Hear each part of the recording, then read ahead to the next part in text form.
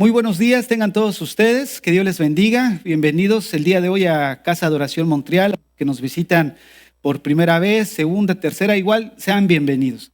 El día de hoy, hermanos, vamos a continuar con la serie Tiempos Peligrosos. El tema que vamos a abordar el día de hoy es Profamilia. La próxima semana vamos a ver Provida y la próxima vez vamos a ver el lenguaje inclusivo. Estamos tratando temas que de alguna manera pues son muy acalorados, ¿no? En el nivel social. Pero vamos a ver el día de hoy un tema que el propósito de este tema es enfocar de alguna manera en el matrimonio y en la familia lo que es la gloria de Dios en el matrimonio. No voy a hablar tanto así de cómo debe ser el funcionamiento de un matrimonio, sino voy a hablar la base teológica de lo que es el matrimonio a los ojos de Dios. Abran su Biblia ahí en 2 de Pedro capítulo 1 verso 19. 2 de Pedro capítulo 1 verso 19.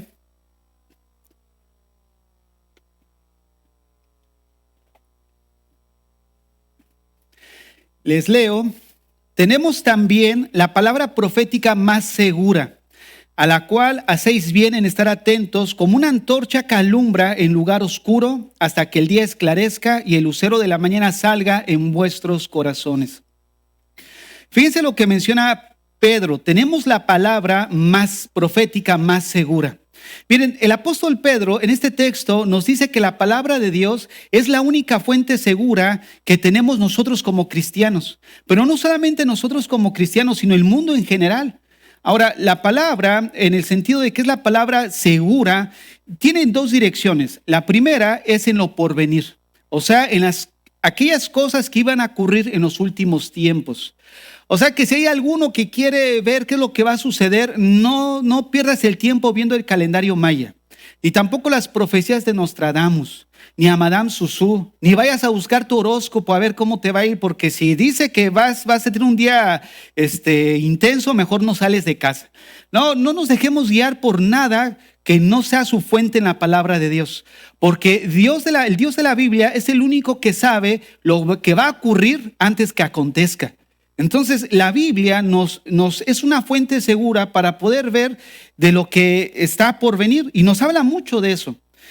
En segundo lugar, que en medio de toda oscuridad es la palabra de Dios la única que puede repeler toda oscuridad. Por ende, es la única que nos ayuda para poder andar en medio de tantas tinieblas. Supongamos que ahorita en este cuarto, en este lugar en el que estamos, se apagaran las luces y todo estuviera cerrado. Les aseguro que chocaríamos unos a otros. Pero si alguien saca una luz y empiezas a alumbrar, ¿qué función tiene esa luz? Nos guía en medio de tinieblas. Es igual la palabra de Dios. Nos guía en un mundo oscuro en el que nos encontramos. Porque no cabe duda que nos encontramos en los últimos tiempos, donde la maldad va en aumento. Y déjenme decirles algo, no va a mejorar. La situación no va a mejorar, sino al contrario va a empeorar. Eso es lo que la Biblia dice. Miren, en Mateo capítulo 5, verso 13, nosotros encontramos que dice, vosotros sois la sal de la tierra. Pensemos en lo siguiente, dice que vosotros sois la sal de la tierra. Fíjense, ¿quién es la sal de la tierra? ¿El mundo en general? ¿Eran los griegos la sal de la tierra? ¿Eran los sabios de ese entonces? ¿Verdad que no? ¿Quiénes son nosotros? Nosotros implica los creyentes, los hijos de Dios.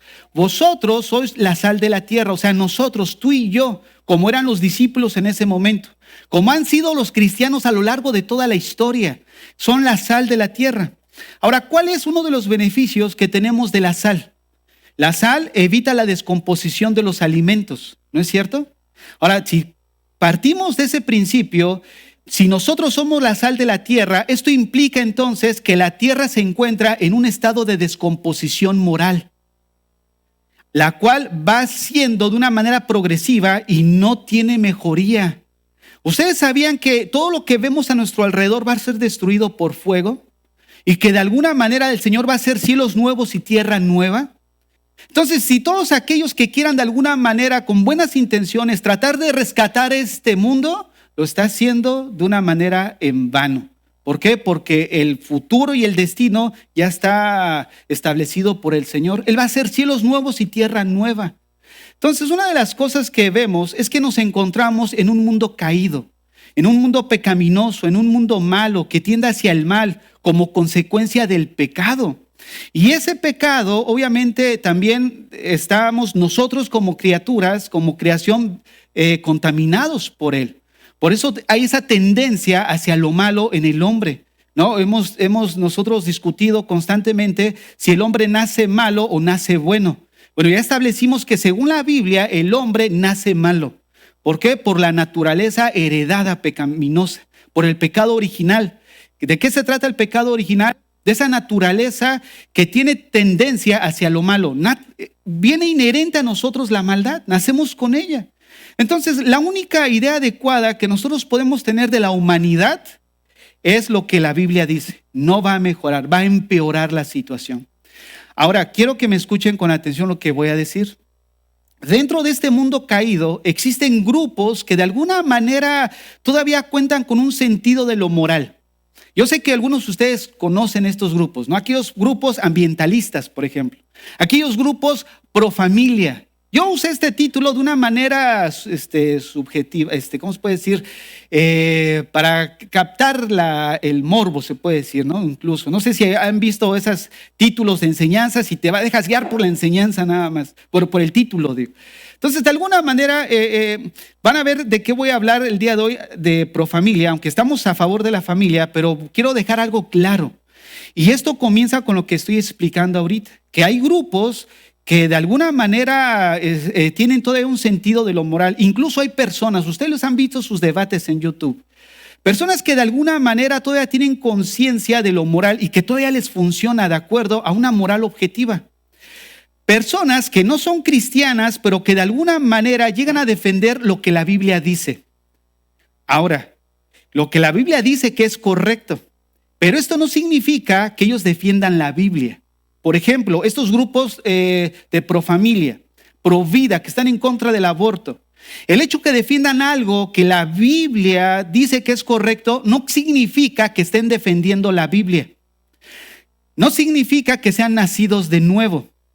Y esto tiene que ver respecto a lo que yo les he estado mencionando constantemente, que a mí me sorprende cómo iglesias que se aprecian de ser cristianas están invitando a personas del mundo que no son cristianos por el simple hecho de que defienden algunas cosas que nosotros estamos a favor, incluso que la Biblia dice que es correcto. Pero aun cuando hagamos nosotros mucha lucha cultural, déjenme decirles algo, el estado en el que se encuentra el mundo no va a mejorar. Eso no quiere decir que no hagamos esa lucha cultural, pero lo que yo quiero enfocar es de que nosotros hemos enseñado constantemente a través de la Biblia que el problema del hombre, ¿cuál es? No es de conducta, el problema del hombre es de naturaleza. Y la única palabra que puede cambiar la naturaleza del hombre es la palabra de Dios. Si nosotros realmente queremos hacer una lucha cultural, no es de argumentos lógicos nada más. Se necesita llevar la palabra de Dios, que sí tiene el poder para transformar el corazón de la naturaleza del hombre. Transformar el corazón. Podemos moverlos de alguna manera lógica a través de argumentos que realmente son válidos, pero al final no va a transformar la vida de las personas. Porque esas personas que están a favor de la vida también son adúlteros, también dicen mentiras, también son alcohólicos, también son blasfemos. ¿Qué quiere decir entonces? ¿Que los vamos a invitar a uno a que nos enseñe porque está a favor de un principio que la Biblia defiende? No debemos de equivocarnos como cristianos. A lo largo de la historia, siempre la palabra de Dios ha levantado Dios hombres que de alguna manera esgrimen los principios de las Escrituras en contra de toda la conducta que está podrida en esta sociedad. Y es la palabra de Dios la única que puede corregir esa naturaleza. No, miren, moralizar a las personas no salva. Lo único que salva es el poder del evangelio. Si nosotros creemos eso, debemos estar entonces a favor de lo que estoy mencionando. Porque aun cuando traigan al mejor politólogo del mundo, eso, hermanos, no va a transformar el corazón de las personas. Porque lo único que puede transformar el corazón de un homosexual, el corazón de una mujer que de alguna manera, por X razón, tiende a abortar, es la palabra de Dios. que sí los puede en un momento dado llevar a tomar una decisión de reflexionar de lo que está haciendo está mal, pero moralizarlos no los salva. Porque al final pueden evitar llevar un aborto, pero al final si se muere se va a morir en sus pecados. Entonces, ¿qué significa moralizar? Moralizar significa reformar las malas costumbres enseñando las buenas. Pero vuelvo a repetir, el problema del hombre no es de conducta. Tú lo puedes dejar que diga mentiras, dejar que deje el alcohol, pero al final va a manifestar la maldad por otras salidas en su vida. Entonces, moralizar también implica hacer que alguien o algo tenga o adquiera carácter respecto a lo moral. Y una vez de lo que he mencionado al respecto de estos grupos sociales que de alguna manera están a favor de la familia, a favor de la vida, quiero mencionarles, nosotros como cristianos, de alguna manera, pudiéramos decir que pues están a favor de nosotros y hay que hacer la lucha juntos, ¿no? Pero yo me he puesto a pensar, ¿acaso no será también un tipo de ecumenismo esto? Ecumenismo, pues ahora sí que científico, lógico, racional. ¿Qué es el ecumenismo? El ecumenismo es la unión de las religiones bajo el concepto del amor. No importa lo que tú creas ni lo que yo crea, unámonos. ¿En base a qué? En base al amor. ¿No será algo también parecido a esto? O sea, unámonos, como Él dice, está a favor de nosotros, entonces si no está en contra, está con nosotros. ¿Será acaso eso así? Yo lo que quiero es que reflexionemos respecto a lo que estamos viendo a nuestro alrededor. ¿Por qué? Porque no podemos nosotros irnos con la finta de que el hecho que defiendan algo que la Biblia menciona que es correcto, no significa en cierta manera que sea algo que debemos de invitarlos. Porque yo he escuchado las enseñanzas de ellos dentro de iglesias y déjenme decirles algo, que lo que aconsejan no es muy bíblico. Están a favor de cosas, pero no es muy bíblico lo que aconsejan. Ahora, ¿por qué menciono esto? Porque aunque voy a enseñar un tema que aparentemente sea compatible con las convicciones y las ideas de estos grupos sociales o personas individuales que se mueven a favor de la vida y de la familia, no somos iguales. ¿Por qué no somos iguales? Porque no tenemos los mismos valores, no tenemos los mismos principios, no tenemos los mismos ideales, no tenemos la misma motivación. Y esta enseñanza se trata de eso, de demostrar que no somos iguales. La motivación que nosotros luchamos y hablamos acerca de la familia, ¿sabes cuál es? La gloria de Dios. Ellos no buscan la gloria de Dios. A pesar, vuelvo a repetir, de que es correcto lo que hacen, pero la motivación no es la que nosotros tenemos. Cuando hablamos de valores, estamos hablando de principios, de cualidades que caracterizan a una persona. Si esto es hablar de valores, la pregunta es, ¿qué principios puede tener estos grupos sociales y nosotros? ¿Qué principios puede tener el incrédulo y uno creyente? ¿Acaso nuestros principios no provienen de la Biblia? Yo lo estoy haciendo a manera de que reflexionemos como cristianos.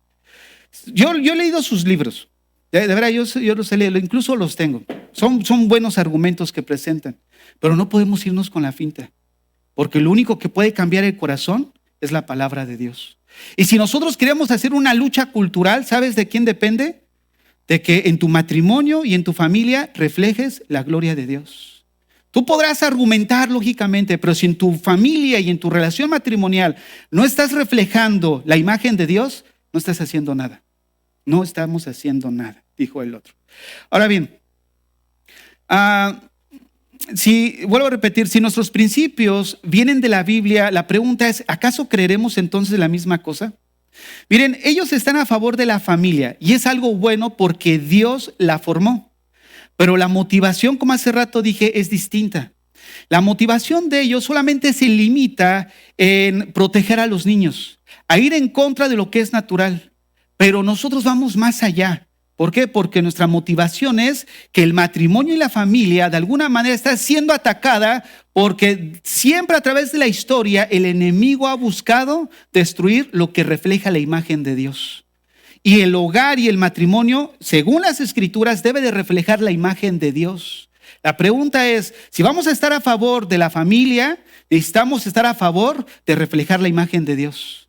No solamente es el hecho de cuidar a nuestros hijos, que es de lo que voy a tratar en 2 semanas, hablar del lenguaje inclusivo, de cómo están utilizando la manipulación del lenguaje para adoctrinar a nuestros hijos. Y entonces quiero que vean cómo de alguna manera nosotros necesitamos ver que el principio de lo que estamos estudiando, ¿cuál es? Es que nosotros reflejemos la imagen de Dios en nuestras vidas. Miren, la motivación de ellos, vuelvo a repetir, se limita solamente a cuidar a los niños, ir en contra de lo natural, pero nosotros vamos a que el matrimonio es una de las formas en las que Dios manifiesta al mundo quién es Él. Miren, por ejemplo, la Biblia dice, para que veamos cómo la motivación de ellos y la nuestra no es igual. La Biblia dice que Dios creó a Adán y Eva, los creó a su imagen. Y aunque les dio roles diferentes, el propósito de cada uno, o sea, de cada sexo, es representar a Dios aquí en la tierra. Pero resulta que que Dios tiene todas las virtudes de cada uno de estos dos sexos. Cada sexo en particular no puede reflejar todo lo que es Dios. Pero cuando nosotros nos complementamos, entonces el mundo tiene una visión más clara de quién es Dios. Cuando mira el reflejo de nuestro matrimonio.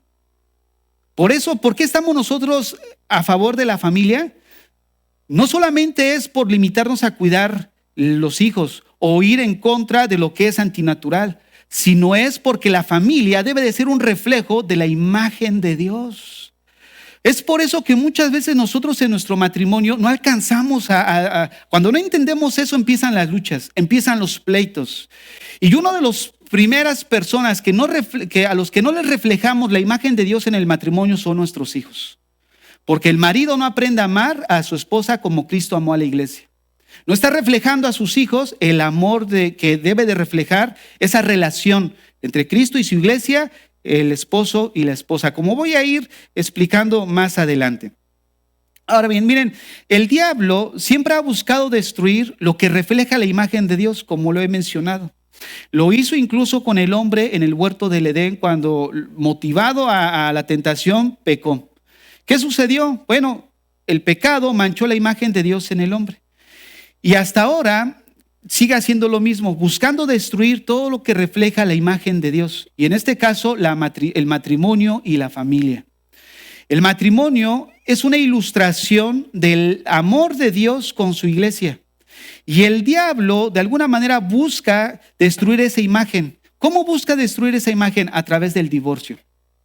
Ayer hablábamos en la reunión de matrimonios de que una de las cosas que impide que el matrimonio crezca y se desarrolle, ¿saben cuál es? Las ofensas. Las ofensas. Un corazón que abre las puertas a la ofensa, acepta la ofensa, la consume y baja el corazón, produce fruto. Un corazón ofendido produce fruto, ira, enojo, rencor, amargura. Pero no se limita ahí. Vienen consecuencias más trágicas todavía.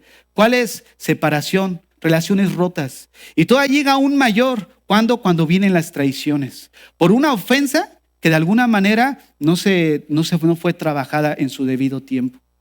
Pero vuelvo a repetir, cuando nosotros perdemos el punto de lo que debe de ser el matrimonio, entonces, ¿qué me importa si estoy enojado con él? ¿Qué me importa si estoy enojado con ella? Al final de cuentas, pues me casé para nada más encontrar una felicidad egoísta. Porque hemos dicho también que muchas veces nos casamos egoístamente. Te casas porque esa persona llena tu expectativa. Pero ¿qué va a suceder cuando ya no llena tus expectativas? Lo vas a cambiar porque sí llena tus expectativas. Entonces fíjate nada más cómo el amor del corazón fue tiznado por el pecado y ahora se vicia. ¿Por qué? Porque amamos de una manera incorrecta. Te amo si tú me amas. Si tú te portas bien conmigo, entonces yo me voy a portar bien contigo. Como tú me trates, yo te voy a tratar. Ese es el amor terrenal. El amor caído por causa de la naturaleza pecaminosa, que no refleja el amor de Dios. El amor de Dios, dijimos ayer, que es sufrido y es benigno. Cuando nosotros decimos sufrido, decimos, pues que sí sufro por amor, pero no se refiere al sufrimiento por el desamor.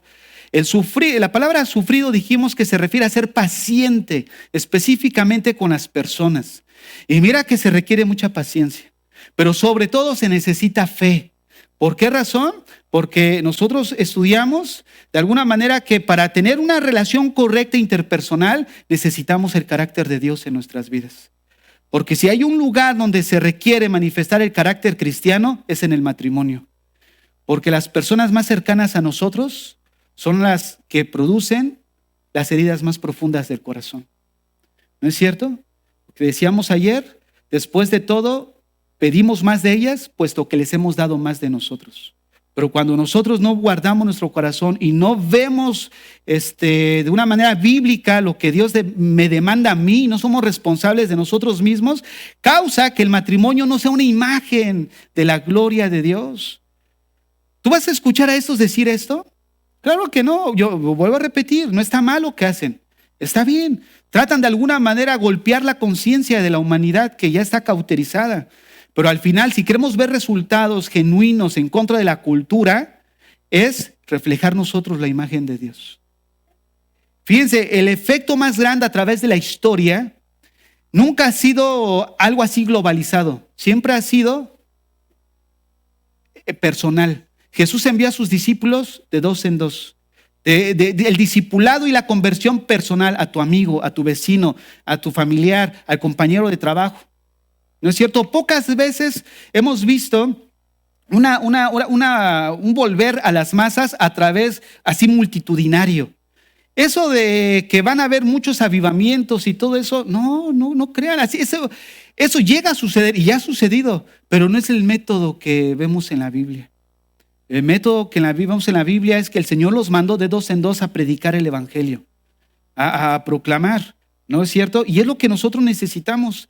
Primeramente, comenzar con nuestros hijos, que vean ese reflejo de lo que es la relación entre Cristo y su iglesia, como reflejado en el matrimonio del esposo y de la esposa. Pero para hacer eso, ¿sabes qué se necesita? Cambiar la naturaleza.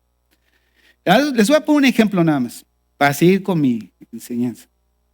Ayer dijimos acerca del amor sufrido y el amor benigno. Cuando nosotros entendemos qué significa ser sufrido, que implica ser paciente, y Crisóstomo, uno de los padres de la iglesia, decía que se aplica a la persona que es abusado, que es dañado y que de alguna manera tiene la posibilidad de vengarse en contra de su ofensor, pero no lo hace. Se refiere a una persona que es paciente y que a pesar de que se aprovechan de esa persona, de alguna forma no se enoja ni se ofende. Eso es sufrido, pero ser benigno no solamente es ser paciente con las personas, sino es el complemento, porque habla de que una persona busca el bienestar de la otra, pero no solamente busca, sino trabaja por ello. Ahora, ¿qué quiero decir con esto? Quiero decir que todas aquellas personas y que han surgido, sobre todo en el vínculo matrimonial, porque vuelvo a repetir, es donde existe la relación interpersonal más profunda, porque es una persona que compartimos más, es ahí donde debemos manifestar el amor paciente, el ser sufrido, el ser paciente por la persona que está conmigo, el ser benigno con la persona que está conmigo, que a pesar de que no está correspondiendo como debería de ser, yo trabajo por su bienestar. Y eso no enseña el mundo. Yo me acuerdo cuando era pequeño, que de alguna manera las mamás le decían a sus hijas, no, ya cuando se casan, no te dejes, hija. No, si te hace, tú igual. ¿No? Fíjate nada más qué benignidad. ¿Qué sufrimiento, ¿no? No, el amor cristiano es algo que se introdujo en esta humanidad a través del evangelio, porque en los tiempos bíblicos, los griegos, para ellos era una virtud, la venganza. Entonces, el amor que se daba a sí mismo para ellos, de alguna manera, era denigrar la imagen del hombre terrenal. Fíjate, ¿qué buscaban? Su imagen propia, no la imagen de Dios. Y es lo que se está viviendo en la actualidad. Nosotros necesitamos ver el matrimonio bajo el enfoque de creación. Dios manifestó su gloria a través de este matrimonio que de alguna manera, pues nosotros debemos de reflejar en el mundo su amor, su benignidad, ese ser paciente con las personas. Y si con el que menos tenemos paciencia es con el que te casaste. No, seamos pacientes, reflejemos el carácter de un cristiano. Entonces fíjate nada más cómo de alguna manera, si tú le enseñas eso a una persona del mundo, va a decir, no hombre, como los discípulos, Si así es el casamiento, mejor conviene no casarse. ¿Por qué? Porque anteriormente, ¿qué decían? Por cualquier cosa, dale carta de divorcio y adiós. Entonces ellos decían, bueno, si me caso y no funciona la cosa, pues fácil, me divorcio y busco otra, busco otro. Pero cuando el Señor les dice que eso no es así como fue diseñado por Dios, ¿qué dijeron? La pensaron 2 veces. Si es así, mejor no me caso. ¿Por qué? Porque se requiere ese compromiso de manifestar la imagen de Dios a través de nuestro matrimonio. El matrimonio, vuelvo a repetir, es una ilustración del amor de Dios con la iglesia, y el diablo busca destruir esta imagen a través del divorcio, a través de los matrimonios del mismo sexo, a través de los matrimonios transexuales. Miren, estos matrimonios distorsionan la imagen de Dios en un matrimonio heterosexual. Esto que acabo de decir, allá en el mundo es digno me merezco una muerte por lapidación. Pero es lo que la Biblia enseña, hermanos. La Biblia enseña que la gloria de Dios solamente se ve reflejado en un matrimonio heterosexual. Ahora bien, una vez que he puesto esto de lo que los grupos sociales y con buenas intenciones y que no está mal, voy a repetir, luchan y con lo que acabo de explicar bíblicamente, quiero preguntarles, ¿creemos la misma cosa? ¿Buscamos los mismos objetivos? ¿Tenemos los mismos principios? ¿La motivación es la misma? Hermanos, no debemos nosotros de confundirnos. Que no está mal lo que enseñan no significa que tengamos los mismos ideales. Con esto quiero decir que lo que voy a enseñar es de acuerdo con lo que la Biblia dice al respecto del tema. Vean lo que dice el Salmo capítulo 11 del 1 al 3.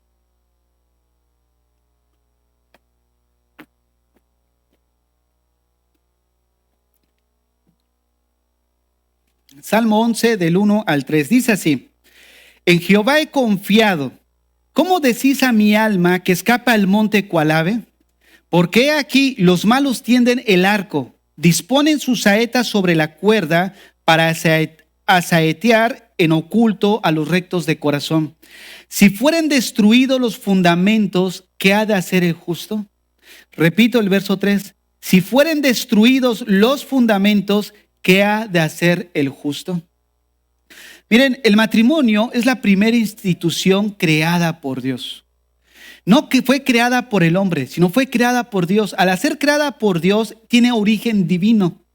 Ahora bien, el matrimonio es importante dentro de la estructura social. Sin embargo, el matrimonio como la institución creada por Dios entre heterosexuales ya no es el único que se conoce en la actualidad. Los fundamentos, hermanos, de alguna manera están siendo destruidos. Quiero pasar a explicarles cómo es de que se ha ido aceptando este tipo de matrimonios que ya no es solamente entre heterosexuales. Y por eso quiero ver, porque muchas veces vemos, oye, están casando ya entre homosexuales y la cosa, y vuelvo a repetir, esto no se trata de tirar a un grupo en particular, porque también los heterosexuales pecan y se van a condenar. Ya lo aclaramos en las primeras enseñanzas. No es tratar de tirarle a un sector nada más. También los borrachos, los mentirosos, los cobardes van al lago de fuego. Ya lo explicamos. Pero sí quiero hacer mención de eso. Ahora, quiero sí explicar cómo de alguna manera está surgiendo esto dentro de la sociedad y está siendo aceptada. Para ello voy a hacer un poco de uso acerca de algo más un poco académicamente. Miren, a todo estudiante de derecho se le enseña que el derecho evoluciona, ajustándose a las conductas que va presentando la sociedad. ¿Qué quiere decir esto? Quiero comenzar definiendo cómo se define derecho. Derecho se define como las normas jurídicas que de alguna manera regulan el comportamiento del hombre.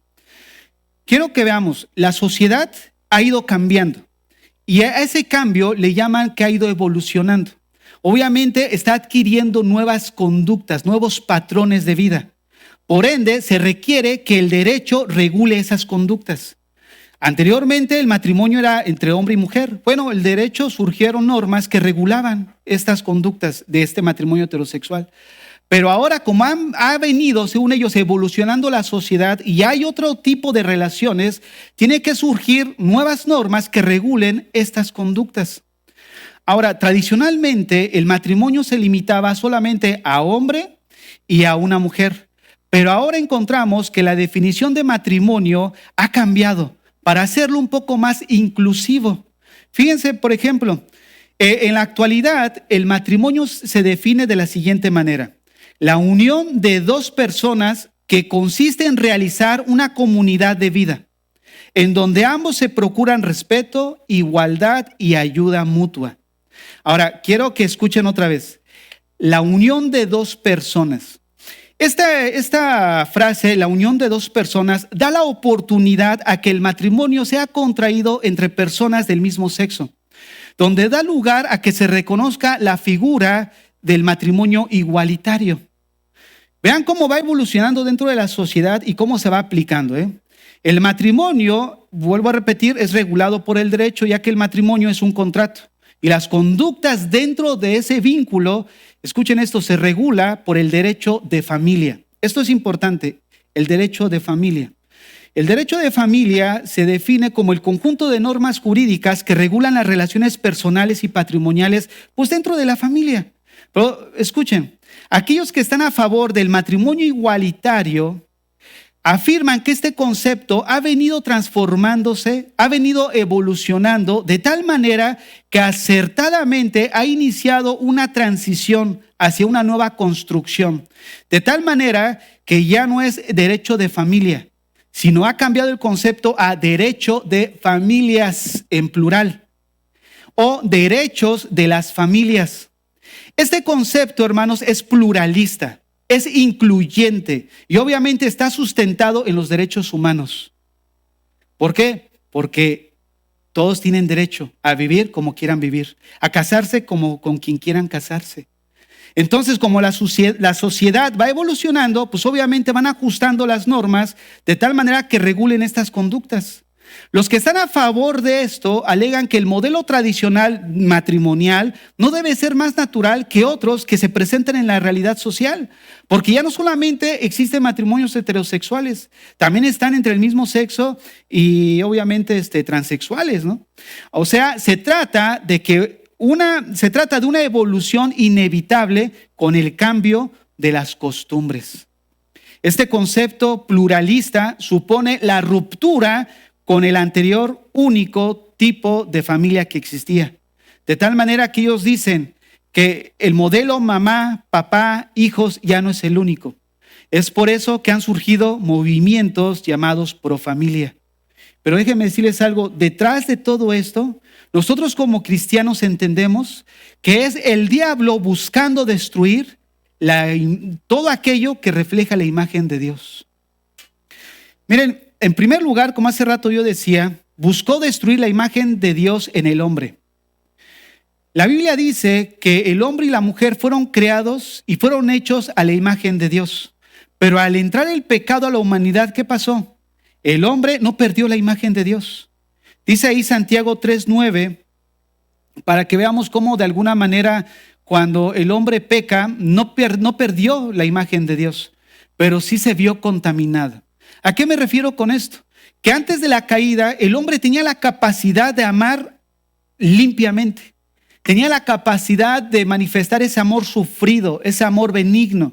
Pero cuando entró el pecado en la humanidad, ese amor se vio viciado por el pecado. De tal manera que ahora ya no amamos como debiéramos de amar. Ya nuestro amor ya no es puro, está viciado por el pecado. Dice Santiago 3:9. Con ella bendecimos al Dios y Padre, y con ella maldecimos a los hombres que están hechos a la imagen de Dios. Fíjate cómo Santiago todavía menciona en el Nuevo Testamento de que a pesar de que la humanidad está caída, sigue reflejando la imagen de Dios. No solamente está limitado al creyente, está limitado a toda la creación. Dios hizo al hombre y a la mujer a su imagen. ¿Qué quiere decir esto? ¿Que somos diositos pequeños? Sería algo absurdo y tonto. Aunque sí lo enseñan algunos pastores muy reconocidos allá en Guatemala. No, pero qué error tan garrafal. Fíjense ese señor, lo que un día sí me sacó así en mis casillas, cuando se atrevió a decir que Jesús se equivocó.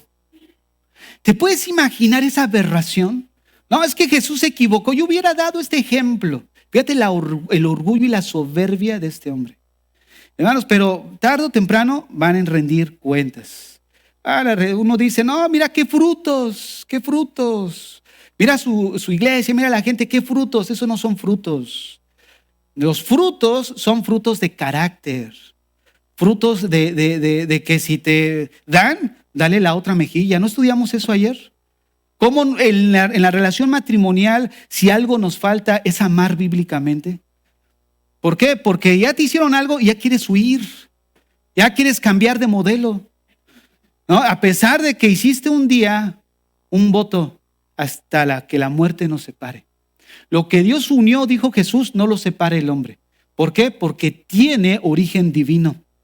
Solo Él lo puede separar. O también solo Él bajo sus parámetros bíblicamente, ¿no? Hay otro rollo que podríamos estudiar después.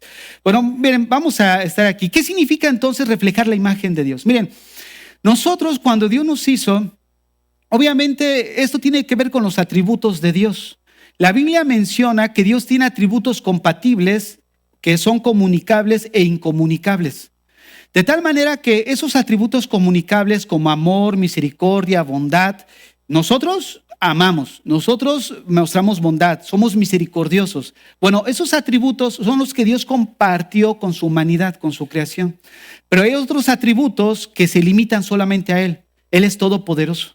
Él todo lo sabe, Él puede estar en todas partes, algo que nosotros no podemos estar. Entonces, de alguna manera, cuando dice la Biblia que fuimos hechos a su imagen, se refiere a que Él compartió esos atributos comunicables en nosotros. ¿Con qué finalidad? Lo que comencé diciendo, representar al Señor aquí en la tierra, a través de nuestra conducta, a través de nuestra vida. Fíjense cómo la vida cristiana habla de un estilo de vida que cuesta trabajo, ¿no es cierto? O sea, nos cuesta en un momento dado, no es algo fácil. Por eso se requiere el poder de Dios en nosotros a través del Espíritu Santo. Porque el hombre natural no puede por sí mismo. Tú has visto esos matrimonios que no tienen al Señor ahí, dicen, es que yo quiero, pero no puedo. Y no vas a poder.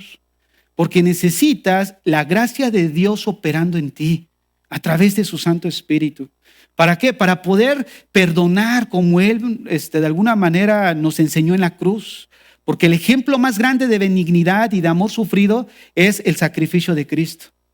Él se dio por aquellos que de alguna manera ni siquiera tenían en su mente al Señor. Y eso es lo más grande que nos ha pasado a nosotros. Que aun cuando en nosotros no teníamos en nuestros pensamientos al Señor, en los pensamientos de Él sí estábamos nosotros. Fíjate qué gran ejemplo de benignidad. El Señor que ha sido ofendido busca reconciliarse con el ofensor. ¿Quién va a hacer eso? Oye, hermano, no, pues ya perdona. No, perdonar, híjole, si no sabes lo que me hizo. Oye, hermana, perdona a su marido. No, no sabe cómo me ha tratado. Oye, perdona ya a la mujer. No, si tú supieras. Y nos basamos en eso. ¿Por qué? Porque basamos el perdón en lo que yo siento. Pero el perdón no nace del sentimiento, nace de la voluntad. Por eso los discípulos le dijeron, aumentanos la fe, Señor. Porque en el contexto de Lucas 17 que hablábamos ayer, decíamos que el Señor les empieza a hablar acerca de si alguien te ofende, perdónalo. Y si 7 veces o 70 veces te ofendiere y viniera a ti, las mismas lo debes de perdonar. Y ellos cuando escucharon eso dijeron, Señor, pues para hacer eso, auméntame la fe. O sea, dame el carácter para hacer eso, porque para perdonar a alguien que lo único que hace y lo ha hecho en mi vida es pues obviamente mandártelo más rápido que retenerlo aquí, pues auméntame la fe. Para eso sí se requiere de fe. Fíjate cómo los discípulos no dijeron, auméntame la fe para resucitar muertos, auméntame la fe para levantar paralíticos. No, auméntame la fe en el contexto de las relaciones interpersonales. ¿Cuánto más en la relación matrimonial? Donde debemos reflejar la imagen de Dios, el perdón, el amor. Fíjate nada más, entonces nos quedamos cortos en la práctica, ¿no es cierto? Ahora, estas personas y estos grupos que de alguna manera están a favor de la familia, buscan arreglarlo, pero llegan hasta la psique nada más, al razonamiento, pero no pueden llegar al espíritu ni al corazón. Se limitan solamente a tratar las consecuencias, pero no van a la causa. Cuando tú vas al doctor, oye, está enfermo, tiene temperatura, ¿no? Fiebre. No va a curar la fiebre, va a buscar la causa que está produciendo esa infección. Y eso es lo que hace el evangelio, va a la infección. Yo no entiendo por qué estos grupos invitan a estas personas. Honestamente, yo no entiendo. ¿Saben? Quieren, yo lo único que entiendo es que buscan que les hagan el trabajo. Esa es la labor de nosotros como pastores. Instruir a la iglesia bíblicamente respecto al contexto en el que estamos viviendo, hermanos. Pero obviamente, vuelvo a repetir, no está mal lo que hacen. Está bien, ¿no? Eso nos habla de que hay gente todavía que tiene sentido respecto a la moral objetiva. Pero de alguna manera nosotros necesitamos ponernos las pilas. Ay, hermano, ¿por qué usted no va y enseña? Bueno, ¿por qué no le das like a esta enseñanza para compartirla? Pero ves ahí al Laje y le pones me gusta y compartir. Que mis respetos, la verdad. Yo he dicho muchas veces que Pablo Muñoz, todavía como que le voy más. Esa persona es una eminencia, ese muchacho. Es aquí en Toronto él. Pero déjenme decirles algo. Tú lo ves y like y me gusta. Pero de hace tiempo luchamos. Hermanos, compartan la enseñanza. Hermanos, compartan. Eso sí es lucha cultural. ¿Por qué? Porque agarramos el evangelio y atravesamos los corazones cuando decimos arrepiéntete. Porque el estilo de vida que estás llevando te va a llevar a la condenación. Pero, mira, ese sí tuvo valor, porque mira, les dijo de todo a esa mujer feminista y aquello. Sí, pero ¿por qué no tienes el valor de darle like y compartir? ¿Para qué? Para llevar el mensaje a aquellas personas que lo necesitan. Eso sí es luchar a favor de los ideales de Dios. Llevamos el evangelio a aquellos que de alguna manera necesitan. Es como cuando hemos dicho, le estamos hablando de un mendigo a otros mendigos para que sepan dónde está el pan de la vida. Pero nos volvemos tacaños espiritualmente porque no les compartimos la palabra. Entonces, el matrimonio está diseñado para reflejar la imagen de Dios. Vean lo que dice Efesios capítulo 5, verso 31.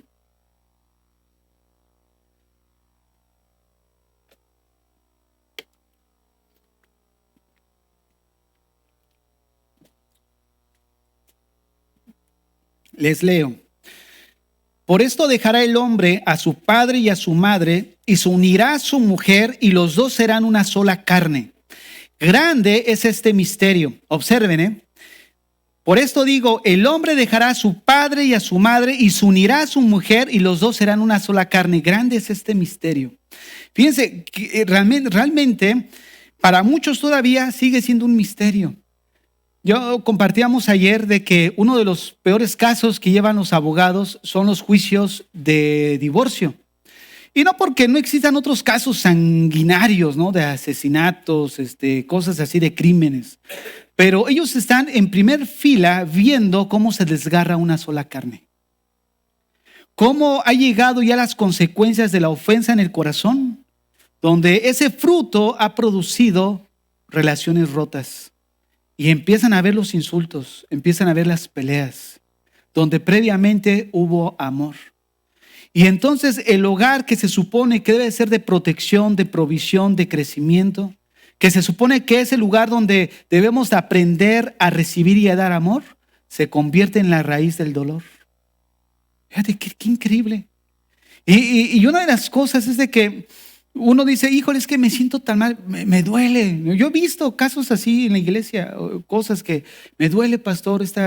Pues claro que te duele, porque te estás desgarrando. Yo les decía ayer, a ver, sácame el cuchillo que está ahí atrás. A ver, ¿quién va a ser el primero que se va a cortar un cachetito?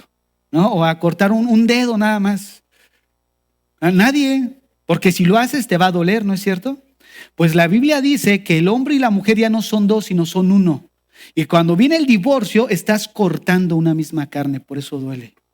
Por eso es tan doloroso, pero es algo que marca. Yo creo que eso ha de marcar a los abogados, fíjense. Porque incluso en la consejería te marca cuando tú ves eso. Pero bueno, dice ahí el texto, volviendo al 31. Por esto dejará el hombre a su padre y a su madre y se unirá a su mujer, y los dos serán una sola carne. Grande es este misterio, mas yo digo esto respecto a Cristo y a la iglesia. Vean cómo está uniendo la relación que ahora es matrimonial con la relación entre Cristo y la iglesia. En otras palabras, el pacto implicado en abandonar a la madre y al padre para unirse a su mujer y ser una sola carne, y de alguna manera refleja el pacto entre lo que es Cristo y la iglesia. ¿Por qué? Porque así como Cristo ama y se entregó por la iglesia, debe de ser el amor del esposo para con la esposa. Y esto implica un amor que se da al punto de sacrificarnos a nosotros mismos. Pero ahora vivimos en un tiempo en donde nadie se sacrifica. Nadie mira ya por nadie, ni siquiera por la persona a tu lado. ¿No? Hace tiempo alguien decía por ahí, tú vas en la calle, ves que el ladrón está asaltando y está apuñalando a la viejita y ya no dices nada. Hasta le cuentas 1, 2, 3, 5, 10 puñaladas. O sea, algo está sucediendo, hermanos. ¿Y saben qué está sucediendo? Que como la Biblia dice, la tierra está en descomposición. Cuando nos manda a nosotros y nos dice que somos la sal de la tierra, implica que la tierra está en ese proceso de descomposición. Y no hay solución. O sea, no hay solución en el sentido de salvar este mundo. Dios no nos mandó a salvar este mundo. Nos mandó a llamar al arrepentimiento a todos cuanto podamos. Arrepiéntete, porque el reino de los cielos se ha acercado. Hermanos, ese es el anuncio para todo matrimonio. ¿Quieres realmente luchar a favor de la familia? Que ese matrimonio conozca el evangelio. Porque cuando conoce el evangelio y esa persona se convierte, entonces viene una transformación radical en él y en ella y empiezan a vivir y a mostrar el amor de Dios en él, en ese matrimonio. De tal manera que ahora empiezas a amar a los hijos como antes no los amabas. Empiezas a amar a tu esposo como antes no lo amabas. Amas a tu esposa como antes no la amabas. ¿De dónde surgió ese amor? Porque el amor de Dios ha sido derramado en nuestros corazones a través de su Santo Espíritu. Yo les quiero hacer una pregunta. ¿Por qué ustedes son cristianos? Muchos pudieran decir, bueno, soy cristiano porque vengo a la iglesia. Soy cristiano porque leo mi Biblia. Soy cristiano porque asisto a una reunión o a un culto. Miren, el venir a una iglesia no nos hace cristianos. El entrar a McDonald's no te convierte en una hamburguesa, ¿no es cierto? No nos hace cristianos. El decir soy cristiano tampoco te implica, vuelvo a repetir, el eslogan no implica que realmente seas cristiano. Fíjate, en la mañana llegué y me topé con muchas cocas allá atrás. Ya les voy a predicar en contra de eso. Esta semana o la semana me dice Samuel, oye papá, no tomes la coca. Y dije, ¿por qué? Es mala para la salud. Yo me quedé, ¿y quién te dijo eso? Pero bueno, entonces fíjate. El asunto es de que tú ves la coca y pues tiene la etiqueta, ¿no? ¿Te imaginas que llegue y yo le eche el sorbo y resulta que sea petróleo? No, pues me va mal, ¿no es cierto? Pues así resulta, no por el hecho que traigamos la etiqueta de ser cristianos, nos hace cristianos. La etiqueta no determina el contenido. Es lo que somos nosotros realmente. Es lo que somos, como ayer yo les decía, ¿no? De lo que sucedió en mi experiencia cuando mi hija me dijo, oye papá, a mí me sorprendió cómo te portaste, o sea, manteniste el orden, el equilibrio, le enseñaste bien a la persona que pues estaba de alguna manera atacándote directamente, ¿no? Porque las palabras de él fueron al final, no, ahora sí agárrate, te voy a atacar y te voy a rebatir todo lo que dijiste y enseñaste, ¿no? Y ahí empezó duro, y yo tranquilo ahí con la Biblia, y al final mi hija me dice, pero me gustaría que así fueras con nosotros. Imagínate nada más. ¿Saben qué hice? Te reprendo. No, ¿saben qué hice? Aceptar en mi corazón. Mira, hay muchos papás aquí que, no, tú no me digas nada porque yo soy tu padre. Yo he aprendido mucho a escucharlos, a escuchar a mis hijos, sobre todo a la más grande que ya se casó. En aquel entonces estaba conmigo, estoy hablando hace 5 o 6 años, para que no me juzguen. Ya está enseñando, ya tenía sus añitos. Pero ella siempre tuvo ahora sí que la confianza de acercarse y decirme, yo creo que lo que hizo estuvo mal. Yo creo que esto, y yo le escuchaba. ¿Por qué? Porque me ayudaba a entender que no soy perfecto, que como padres todavía la seguimos regando. Pero cuando tú asumes, no me puedes decir nada porque yo soy la cabeza y aquí mando yo y yo estoy correcto, yo soy esto, cuidado con el orgullo. Porque es precisamente el orgullo lo que impide que las ofensas, dijimos ayer, sean sanadas. ¿Cómo cubre una persona el dolor de la ofensa? A través del orgullo. Oye, ¿estás bien? Le dices a tu esposa de algo que sucedió, ¿no? Oye, ¿estás bien? Sí. Oye, pero sí, no pasa nada. Está el orgullo. Porque el orgullo nos impide que reconozcamos el estado en el que nos encontramos. ¿No es cierto? Nos impide luchar y ver la realidad de las cosas. Y eso mismo nos lleva a tener un caparazón enorme en nuestras vidas, que nos cerramos. Y ahí estás con tu pareja, con un familiar, una persona X que te ofendió y tú estás ahí, te cerraste y no te das cuenta que ese castillo que creaste ahora es tu prisión. Estás encarcelada ahí, estás encarcelado ahí. Yo les decía, tienes que abrirte. Tienes otra vez que darte la oportunidad de conocer a la gente. ¿Por qué? Porque el camino correcto a la liberación no es cerrarnos, es abrirnos y abordar las cosas de una manera bíblica. Está en nosotros el ofendernos o no ofendernos. Tú decides, está en tu capacidad si te vas a ofender o no te vas a ofender.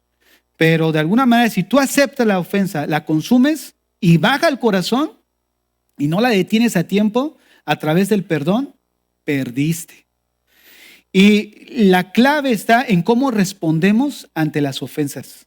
¿Por qué? Porque eso va a determinar el futuro de la relación matrimonial. Muchos llegan hasta la firma con el abogado. Divorcio. Pero no fue así de la noche a la mañana, fue a través de un tiempo, ¿no es cierto?, prolongado de lucha, de amarguras, de rencor. Hazle un alto ya. Si te dices cristiano, hazle un alto ya, hermanos. Yo ayer que iba con mi esposa, y no lo digo así con orgullo ni soberbia, yo le iba a decir, oye, ¿hace cuándo no discutimos? Hace unos años yo le decía lo mismo, oye, ¿te has dado cuenta que hace ya tiempo? Y ayer le dije, oye, hace años que no encontramos una pelea así, ¿no? Porque descubrí, yo por ejemplo, en mi corazón, yo creo que también ella, que el ambiente lo ponemos nosotros. Yo decido si quiero llevar una pelea así, un infierno en mi hogar, o decido llevar un ambiente calmado, tranquilo. ¿Para qué sufrir más? Ya sufrimos demasiado en nuestra vida sin Cristo. Ya sufrimos mucho los que crecimos en un hogar disfuncional como para seguir sufriendo en el matrimonio. Hermanos, ya estamos grandes espiritualmente. Bueno, le estoy hablando a maduros espiritualmente. Si no, pues ahí los martes hay estudio, los viernes hay estudio para que haya un crecimiento mayor. Pero hermanos, necesitamos nosotros manifestar el carácter de Cristo. De eso se trata. Entonces, todo aquello, hermanos, que quiera constituirse como matrimonio fuera del diseño de Dios, es una distorsión entre el pacto de Dios y su iglesia. Dios planeó el matrimonio con el propósito de darnos una imagen terrenal, lo que es Cristo y lo que es la iglesia. Y de alguna manera, cuando alguien te conoce y ve, oye, mira, ¿viste cómo la trata? ¿No? Vas con un matrimonio que son tus amigos, no son cristianos, y ahí codea ahí al otro. Mira, aprende, ¿no? Mira cómo la trata, pero no sabe que es la obra de Dios ya hecha en el corazón de él. Porque esto no es de nosotros. Fíjate, no es de nosotros. Por eso dijimos que es de naturaleza. No es de conducta ni de sentimientos, es de naturaleza. Es bajo el poder de Dios sobrenatural en nosotros. Por eso les decía, ¿qué los hace cristianos? ¿Por qué dices que eres cristiano? ¿Porque hiciste una oración? ¿Porque vienes a la iglesia? Miren, nosotros podemos caer en lo mismo como en los católicos. Pues se bautiza al niño y ya directo al cielo. No, hay que ver evidencias. Primera de Juan fue escrito para ver las evidencias de un genuino cristiano. Si tú quieres ver realmente que eres cristiano, lee Primera de Juan. Y si tu vida va a la par de lo que ahí menciona, bienvenido al equipo del Señor. Y de eso se trata, hermanos, que nosotros como cristianos, que realmente demostremos con nuestra vida si realmente somos creyentes. ¿No es cierto? A través de una vida transformada por el poder de Dios. Ahora miren, la Biblia dice que Dios creó a Adán y Eva a su imagen. Ellos tenían la responsabilidad de alguna manera de representar a Dios en la tierra en cada uno de sus roles. Como nosotros no éramos capaces de reflejar todo lo que Él es, Dios creó dos sexos diferentes, cada uno con diferentes características suyas, que cuando nos complementamos a través del matrimonio, el uno al otro, entonces el mundo tiene una imagen más completa de quién es Dios, pero sobre todo nuestros hijos, nuestra familia cercana. ¿Cómo tienen esta imagen? Porque uno puede decir, mira, a través del testimonio. A través del testimonio. Síganme ahí en Mateo, capítulo 5.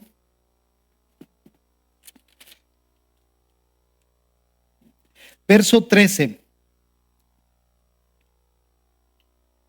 Vosotros sois la sal de la tierra, pero si la sal se desvaneciere, ¿con qué será salada? No sirve más para nada, sino para ser echada fuera y hollada por los hombres. Vosotros sois la luz del mundo. Una ciudad asentada sobre un monte no se puede esconder, ni se enciende una luz y se pone debajo de un almud, sino sobre el candelero y alumbra a todos los que están en casa. En pocas palabras le está diciendo, como tú eres la sal, pues ponte a salar. O sea, haz tu parte. Si somos la sal y somos la luz, no puedes esconder la luz de Cristo en ti. Si realmente eres la luz, mira lo que dice el verso 16. Así alumbre vuestra luz delante de los hombres. ¿Cómo va a alumbrar la luz de Cristo en nosotros delante de los hombres? A través de nuestro testimonio. Porque hablamos bonito y de alguna manera enseñamos bonito, pero la vida de esa persona muchas veces es un desastre. Y no está mal lo que dice, pero sí está mal su manera de vivir. Por eso aquí dice el texto, así alumbre vuestra luz delante de los hombres para que vean vuestras buenas obras y glorifiquen a vuestro Padre que está en los cielos. Sígame a Efesios 5:10. Quiero ahí remarcar que y vean vuestras buenas obras. Vean vuestras buenas obras.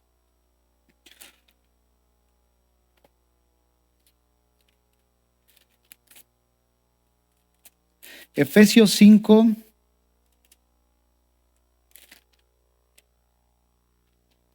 Ya les voy a dar el texto.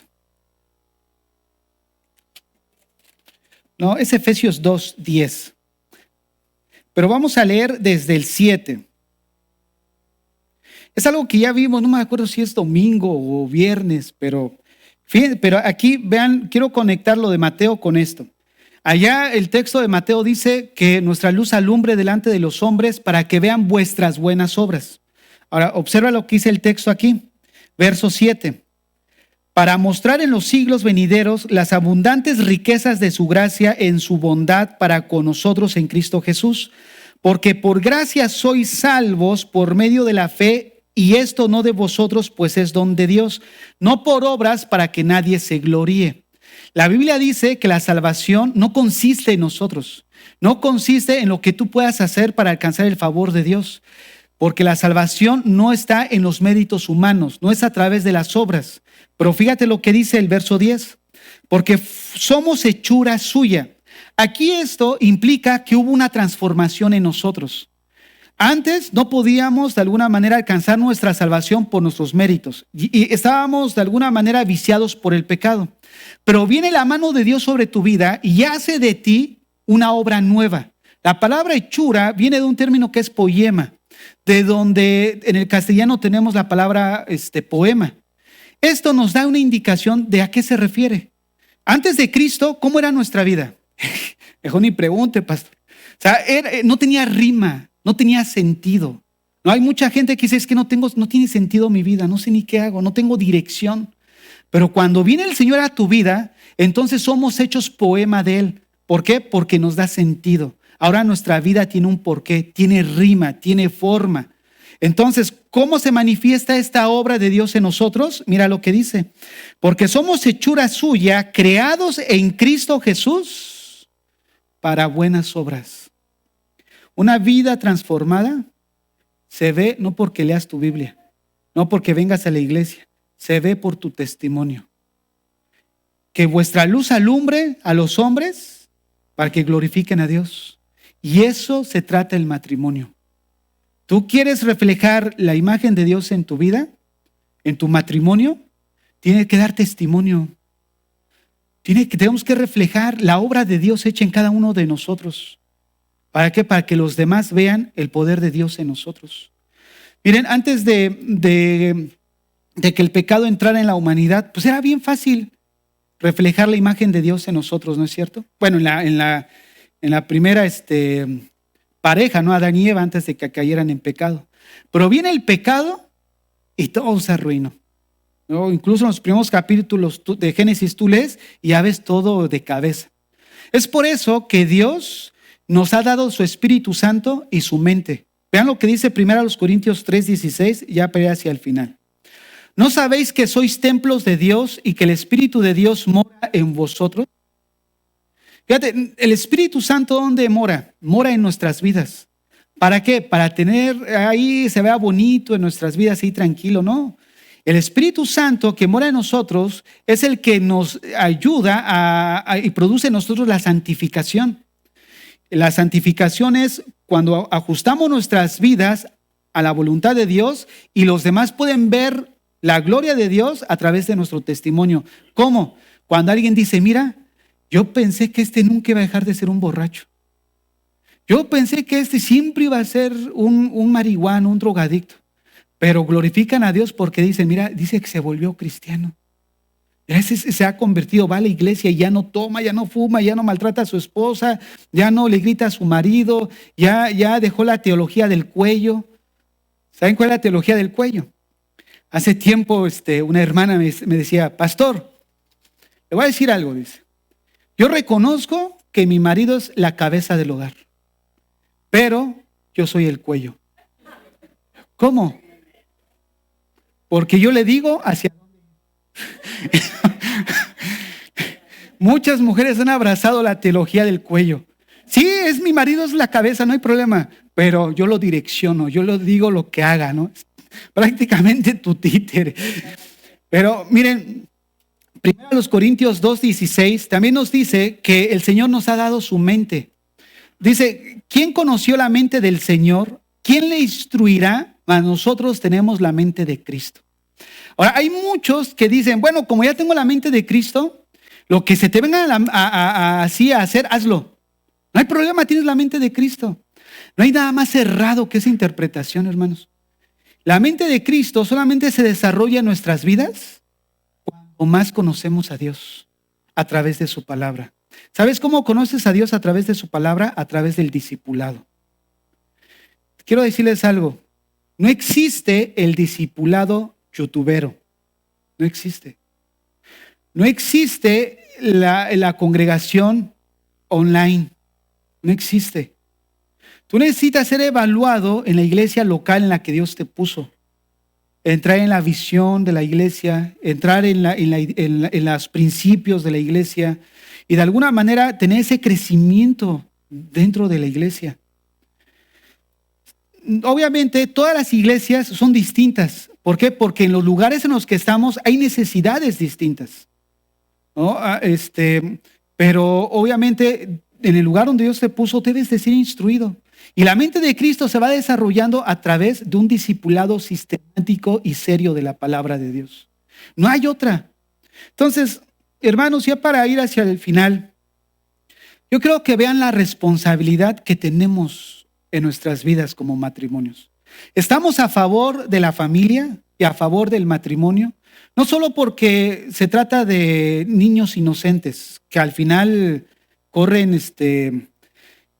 un problema psicológico. Yo estaba viendo estos días que he estado desarrollando algunos temas. Él es mujer, él nació con el sexo asignado varón. Hizo transición a mujer y la otra persona viceversa. Pero ahora van a tener un bebé. O sea, él, que ahora es él, que en realidad es ella, está embarazado. Un hombre embarazado. y ella, que en realidad es él, es el papá. O sea, pero es mujer. Yo te voy a decir algo, cuando ese niño nazca, ¿qué va a hacer? Fíjate nada más el trastorno psicológico que están expuestos los niños.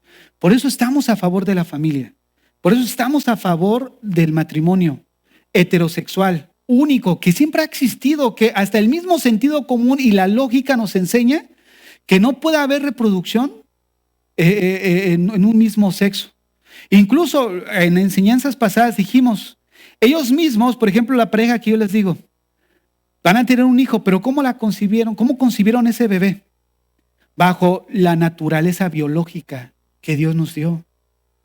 Pero ahora, fíjate, es la única sociedad en la que nos encontramos que toma decisiones en base a sus sentimientos. Yo soy mujer porque me siento mujer. Yo soy hombre porque me siento hombre. O sea, es la única que en toda la historia que empieza a moverse a través de sus sentimientos y toma decisiones en base a sus sentimientos. No importa la biología, no importa lo que diga la ciencia comprobable que hemos estudiado anteriormente. No importa lo que diga. Yo asumo lo que soy porque así yo siento ser. ¿Hasta dónde estamos llegando? Por eso estamos a favor de la familia, a favor del matrimonio, pero lo que va a transformar realmente las familias es el poder del evangelio. Cuando nosotros entendemos cuál es el propósito por el cual Dios diseñó el hogar. Entonces, la mejor lucha cultural que se puede realizar es a través de un matrimonio que glorifique a Dios. Ven a la responsabilidad que nosotros tenemos. Podemos argumentar lógicamente a favor de la familia, pero si no vivimos el evangelio en nuestro matrimonio, en nuestra familia, no estamos haciendo nada. No estamos haciendo nada. Y debemos empezar con nuestros hijos y con los familiares más cercanos. Reflexionemos cómo está tu vida, cómo está tu matrimonio, cómo está tu relación con Dios. Porque al final, esa es la causa principal, ¿no? Este ordenador representa lo que es el mundo. Y esta Biblia representa todo lo que es Dios. Pero si yo me acerco más al mundo, hay un distanciamiento de Dios. Pero si me acerco más a Dios, hay un distanciamiento del mundo. La pregunta es, ¿quién es el que se mueve? Somos nosotros. ¿Qué quiero decir con esto? Que eres responsable de tu vida espiritual. No le eches la culpa a tu marido. No le eches la culpa a tu esposa. Si tú te amargaste, porque tú decidiste amargarte. No, es que no sabe cómo me trataron. No, es que no sabe lo que me hicieron. Tú decidiste, tú consumiste la ofensa. Tú de alguna manera la alimentaste. Y yo sé de lo que les digo, ¿eh? No crean que uno dice, yo la otra vez les decía, miren, cada predicación es como si estuviera dando mi testimonio. Porque cuando se trata de describir un hombre caído, es bien fácil porque además me describo cómo era antes. Y ahí sale todo lo malo. Pero déjame decirte algo, tú decides. Ábrete, date la oportunidad de hablar otra vez con tu pareja, con tu esposa, abrir tu corazón, habla con él. Miren, no hemos aprendido a escuchar. Ahí les ponía un ejemplo básico de cómo no escuchamos. No escuchamos, pero nosotros necesitamos escuchar. ¿Por qué estás así? ¿Qué sucede? Abre tu corazón. Pero muchos no quieren abrir su corazón porque cuando lo abrieron fueron heridos. Pero esa no es la causa por la cual vivas cerrado siempre. Abre tu corazón en tu matrimonio. Porque si no resolvemos esas situaciones en la relación más íntima que es la matrimonial, o sea, de ahí va a depender el futuro de la relación. Y si estamos a favor de la familia, sería hipocresía estar a favor de la familia cuando en mi relación matrimonial no estoy viviendo eso. Cierren sus ojos ahí donde están. Así con sus ojos cerrados,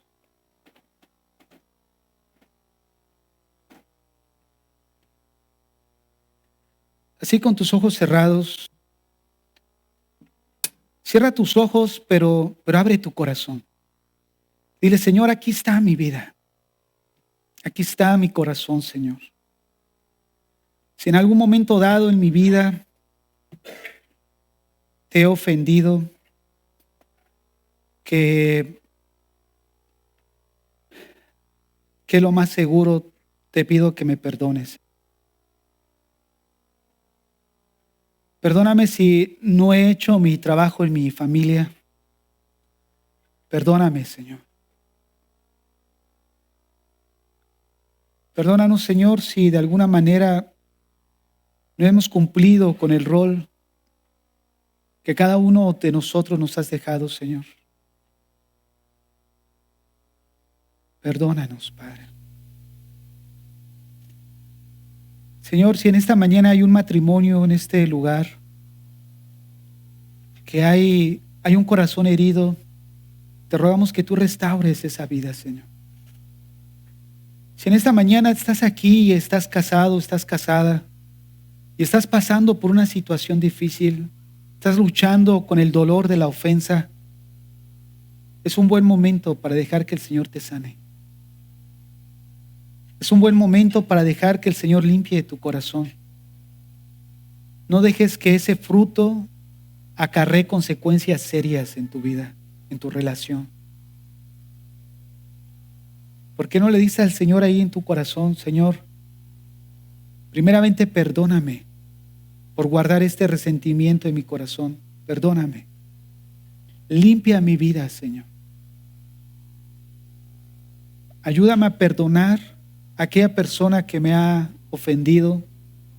Ayúdame otra vez, Señor, a abrir mi corazón, a saber ahora cómo tratar las situaciones, a saber tener filtro en comunicar, en hablar algo.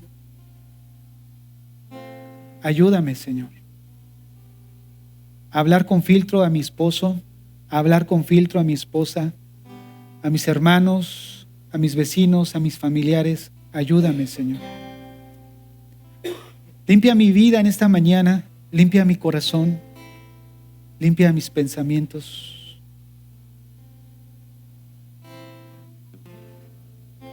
Señor, pongo en tus manos mi relación matrimonial. Ayúdame, Señor. Ayúdame. Ayúdame, Señor. No puedo sin ti. No podemos sin ti, Señor. Ayúdame también en mis relaciones interpersonales con cualquier persona, Señor. Llámese hermano en la iglesia, familiar. Ayúdame, Señor. Que esa persona pueda ver en mí tu imagen reflejada, Señor. Ayúdame. Somos tan torpes, Señor, al hablar. Somos tan torpes al conducirnos, al tratar entre nosotros, que no nos damos cuenta o a veces no nos importa si al hablar ofendemos. Señor, somos tan indiferentes por el sentimiento ajeno, por el dolor ajeno que podemos provocar. Señor, perdónanos por esta gran indiferencia. Limpia nuestro corazón, Señor. Limpia nuestras vidas. Te entregamos todo lo que somos, Señor. Te entregamos todo lo que somos, oh Dios.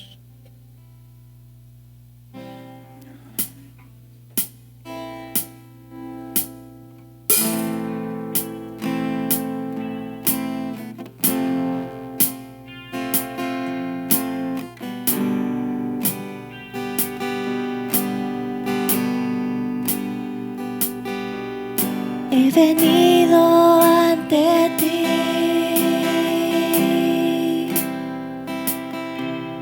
con el corazón en mano,